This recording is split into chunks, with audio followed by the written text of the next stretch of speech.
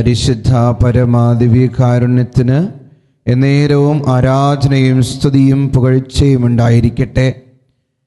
ഇന്ന് ദിവ്യകാരുണ്യനാഥൻ നിങ്ങളുടെ കൂടെ നടക്കട്ടെ. നിങ്ങൾ എന്ത് കാര്യം ചെയ്യുമ്പോഴും ഈശോ നിങ്ങളുടെ കൈ പിടിക്കട്ടെ.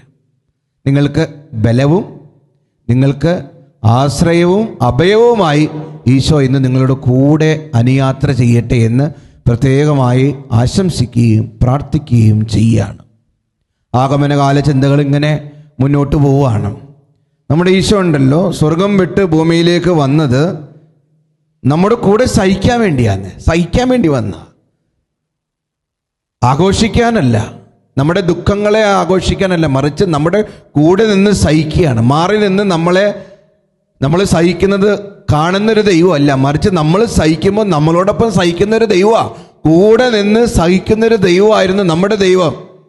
ജനിച്ചത് തന്നെ കണ്ടില്ലേ, ഏറ്റവും ദാരിദ്ര്യത്തിലാണ്. ആ ദാരിദ്ര്യത്തിൻ്റെ സഹനത്തിൽ, വേദനയിൽ കർത്താവ് മനുഷ്യരോടൊപ്പം ചേരുക, കൂടെ നിന്ന് സഹിക്കുന്ന ദൈവം.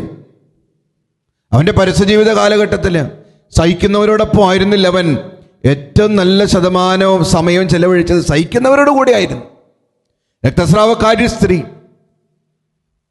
സക്കേവൂസ്, ലാസർ, ശതാധിപൻ, തളർവാദം പിടിപെട്ട വ്യക്തി, അന്ധൻ, പിശാചബാധയുള്ളവർ, അങ്ങനെ സഹിക്കുന്നവരുടെ കൂടെയായിരുന്നു. കുരിശിൽ കിടക്കുമ്പോൾ പോലും നല്ല കള്ളൻ ആ സഹിക്കുന്ന വ്യക്തിയുടെ കൂടെയായിരുന്നു കർത്താവ്. സഹിക്കുന്നവൻ്റെ കൂടെ നിന്ന് സഹിക്കുന്നൊരു ദൈവമാണ്.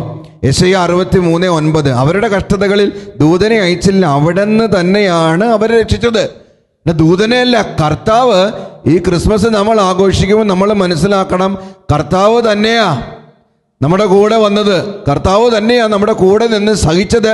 അവസാനം എങ്ങനെയാ? നമ്മളുടെ രക്ഷയ്ക്ക് വേണ്ടി അവൻ കുരിശിൽ ഏറി ചാട്ടവാർ അടികൾ നമുക്ക് വേണ്ടി ഏറ്റെടുത്തു. മുൾക്കിരീടം അവൻ ധരിച്ചു.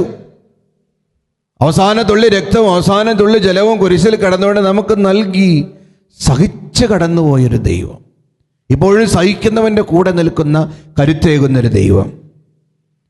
നീ ഏതെങ്കിലുമൊക്കെ സഹനങ്ങളിലൂടെ കടന്നു പോകുന്നുണ്ടെങ്കിൽ ഒരു കാര്യം മനസ്സിലാക്കണം, കർത്താവ് നിൻ്റെ കൂടെയുണ്ട്. നീ സഹിക്കുമ്പോൾ നിൻ്റെ കൂടെ നിന്ന് സഹിക്കുന്നൊരു ദൈവം ആട്ടോ. നീ ഒരിക്കലും ഒറ്റയ്ക്കല്ല, ഈശോ നിൻ്റെ കൂടെയുണ്ട്. ഇന്ന് മെസ്സേജ് ബോക്സിൽ ടൈപ്പ് ചെയ്യണം, കൂടെ സഹിക്കുന്ന ദൈവമേ അങ്ങേക്ക് നന്ദി. ദിവ്യകാരുണ്യനാഥൻ നിങ്ങളെ അനുഗ്രഹിക്കട്ടെ.